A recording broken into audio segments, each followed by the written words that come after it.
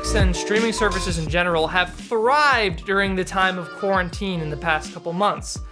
Several of the titles that have reached Netflix's top 10 have been incredibly pleasant to watch, such as Uncut Gems, Trial by Media, The Platform. But out of all the great things that have been brought to us from Netflix throughout quarantine, all the movies, TV shows, there's one movie that just stands out as being an absolute travesty. I'm talking about a movie so bad that I would describe it as 50 Shades of Grey on steroids. In fact, it makes 50 Shades of Grey look like a Teletubbies cartoon. And the most insulting thing yet, by some horrific odds, this movie was able to hit number 2 in Netflix's top 10 watched in the US Today list as of the time of writing this video. 365 Days is based off the book 365 DNI, which is written by Polish writer Blanka Lipinska, who also contributed to the movie's screenplay. The movie was shot partially in Italy, but mostly in Poland, and had a Polish writer and director,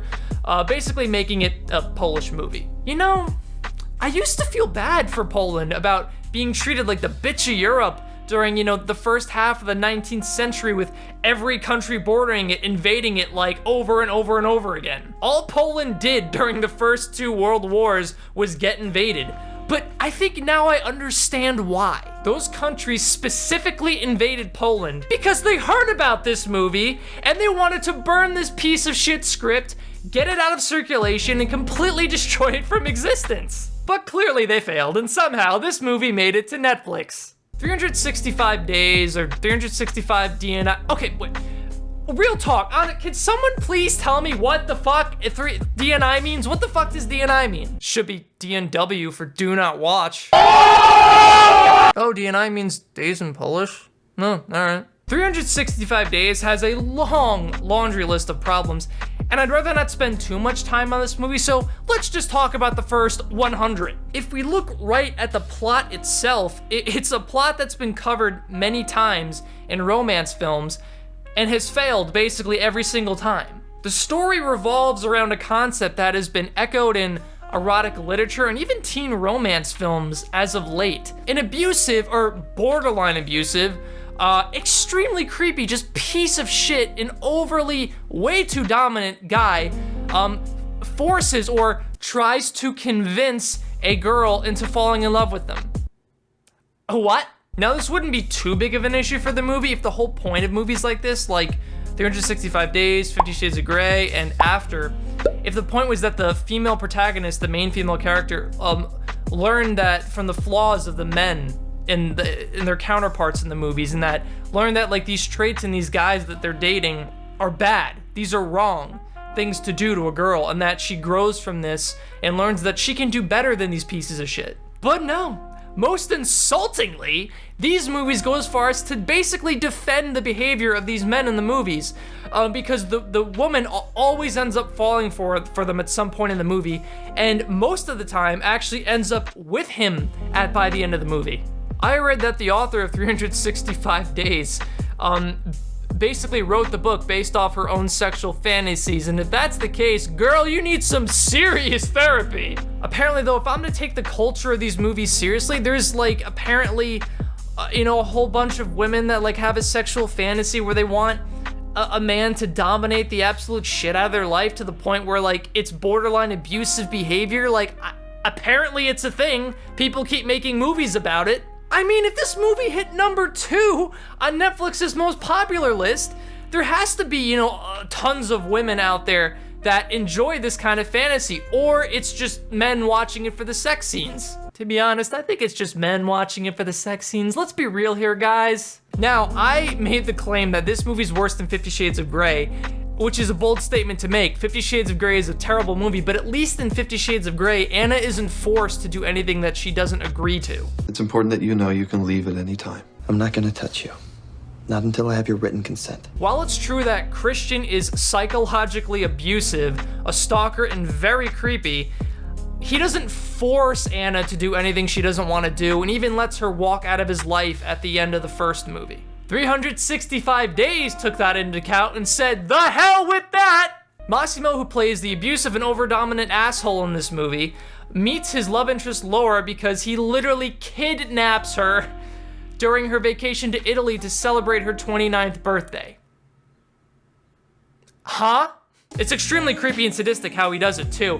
She's taking a walk at night and he has his mafia goons, yes, he's part of a mafia crime family, ambush her in an alley, sedate her, and then throw her in the back of the van. Yeah. After being kidnapped, Laura wakes up in a strange Italian mansion, no idea why she's there, and there's nobody around. The day bleeds into the night until the door is finally unlocked, and obviously curious, Laura ventures outside of her room and goes into this dark common area. It's here that she meets the man who abducted her, which is Massimo, a tall, Italian, Ice Poseidon looking motherfucker. For real though, I can't tell you how many times I just expected him to start flicking his tongue out in the air during the movie like Ice does, like.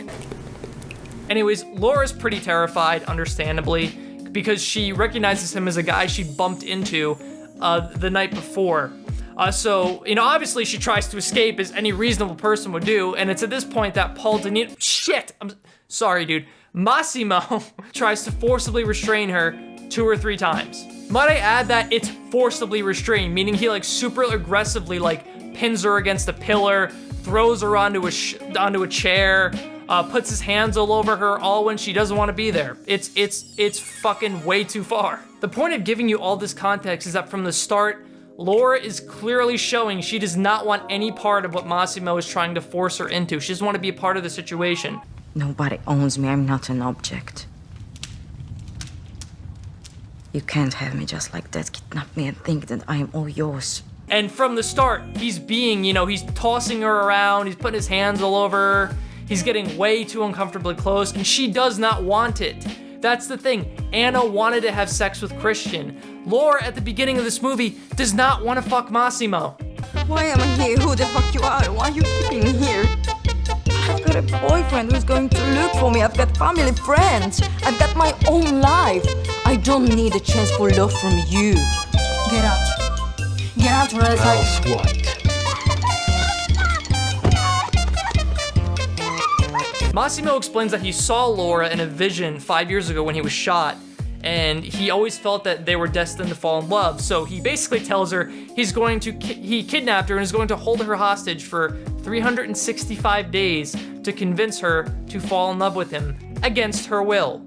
And of course, this does not go well, and she takes his gun from his belt and pulls it on. It just gets uglier and uglier. So we got a great start here. A rich, abusive Italian asshole who is part of a mafia crime family kidnaps, abducts a girl in an alley, and then holds her against her will in his mansion, all because he wants to have sex with her, manhandles her anytime she tries to resist, throws her around multiple times, and gropes her several times in places that make her uncomfortable. Shit, I guess I've been doing dating wrong my whole life. God damn, man, Massimo! I gotta start taking notes here, my guy. In all honesty, I will never understand how some women apparently have this sexual fantasy of basically being borderline sexually assaulted by men. It's like, oh, he's not really forcing himself on me, but he kinda is, and oh, there's such a moral gray area right now. Oh, I'm so turned on! Anytime I've seen a movie try and portray that relationship, all they show is an abusive relationship. Like in 50 Shades, where Anna goes down to Georgia to see her mother without Christian's approval, as if she ever needed it in the first place. So he stalks her and follows her down there, and then interrupts her while she's having time with her mother when she explicitly told him she wanted to go alone. This is not acceptable and extremely controlling behavior that should not be condoned by movies. At least in 50 Shades, Anna's kind of into the BDSM stuff with Christian. Like, she likes the basic stuff, you know, the toned down parts of it. But in 365 days, Laura wants nothing to do with Massimo. She doesn't want to be there. But hey, that doesn't stop him from putting his hands all over her all the time and groping her tits several times. It would be one thing if, like, she was getting off on teasing him about the sex and did want to have sex with him, but it's clear that that is not the case at all. I mean, look at this screen grab where he literally has her handcuffed and bound to the seat of his plane. What more do I have to show you? And I haven't even gotten to the worst part yet. Every scene that Massimo and Laura have in the mansion together after the initial meeting is just him like borderline raping her. Like he's like one step away from raping her. Not your property, you cannot. The fuck up.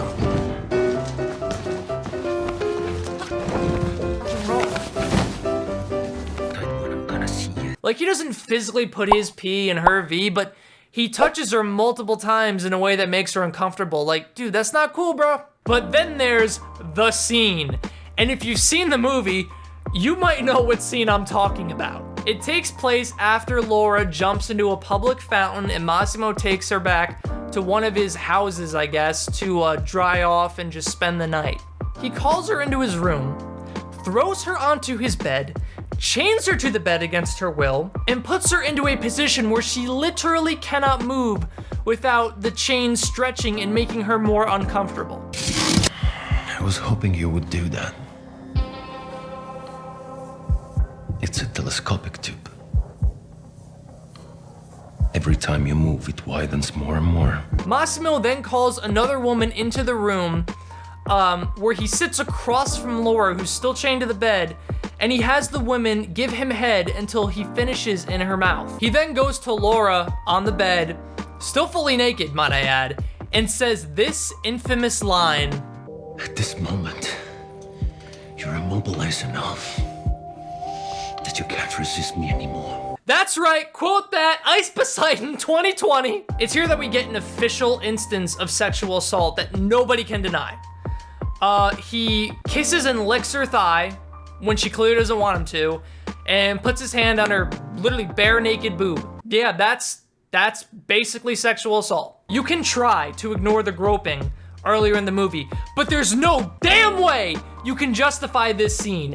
How is this acceptable in Netflix in 2020? After seeing all these things, you probably think there's no damn way that these two ended up together by the end of the movie, but oh boy, you'd be surprised. In the span of probably 2 minutes at the halfway point of the movie, Laura pulls a complete 180 and falls head over heels for Massimo, only because he dove into the water to save Laura after she fell off his boat. Might I add, he was the reason that she fell off the boat in the first place, because he was, again, manhandling her, putting his hands all over her. And it's just fucking stupid. Like, yeah, let's just ignore everything that happened in the first half of the movie, Laura. Totally, he's great for you. Now that you've seen the long, long list of moral issues with this movie, I hope to God that you're as shocked as me that this movie hit number 2 in Netflix in popularity. However, I'm sure that people are still gonna make the argument that's like, this movie's just about a sexual fantasy, man. Of course this doesn't represent reality, and Laura ended up loving Massimo anyway, so it's all good. First of all, just because Laura wanted Massimo at the end of the movie does not justify the fact that she did not want him in the beginning. There's a term for that, okay, and it's called Stockholm Syndrome. And second of all, it's not about it being a sexual fantasy, it's about a movie portraying an abusive relationship and condoning it by still having the two characters in the relationship still be together by the end of the movie, or still be into each other by the end of the movie, and having neither of them learned anything from the relationship. But okay, for the sake of the argument, let's just ignore the moral flaws of the movie and just say, hey, maybe Laura actually did want to be with Massimo from the beginning, but was just teasing him from the start, even though that's not the case. Let's just look at 365 Days as a movie, as a story. You know, let's look at it technically. Let's look at, you know, the action. Is it good?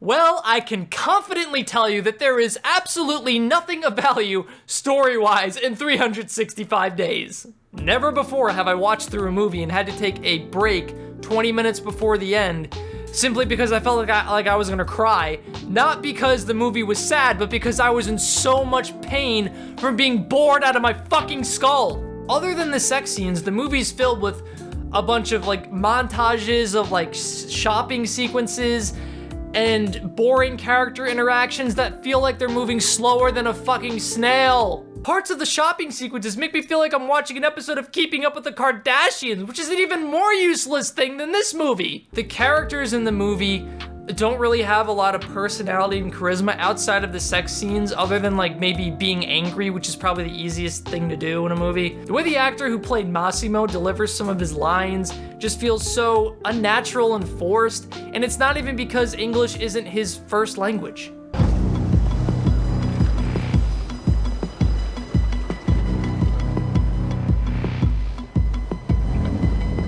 Are you lost, baby girl?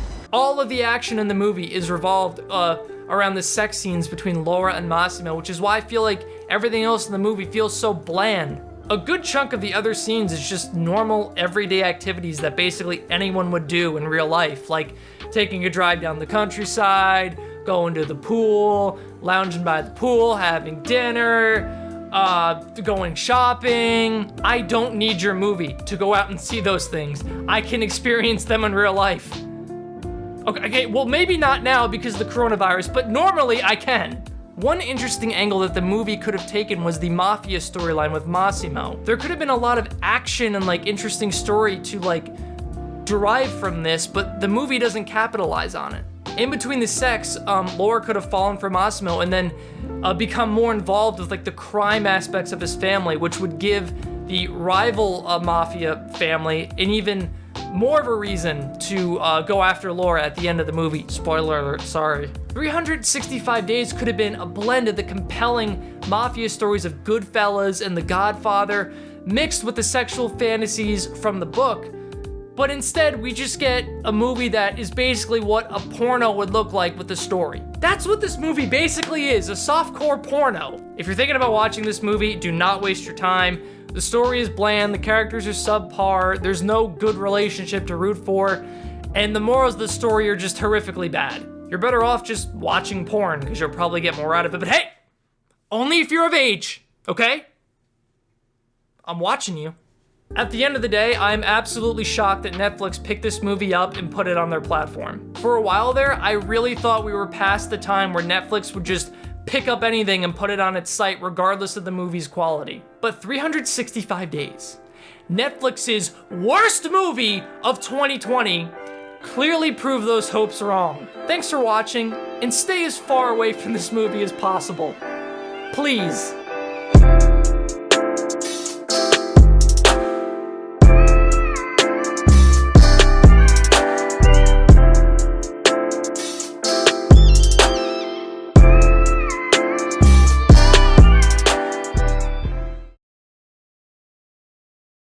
The way the actor who played Massimo delivers some of his limes,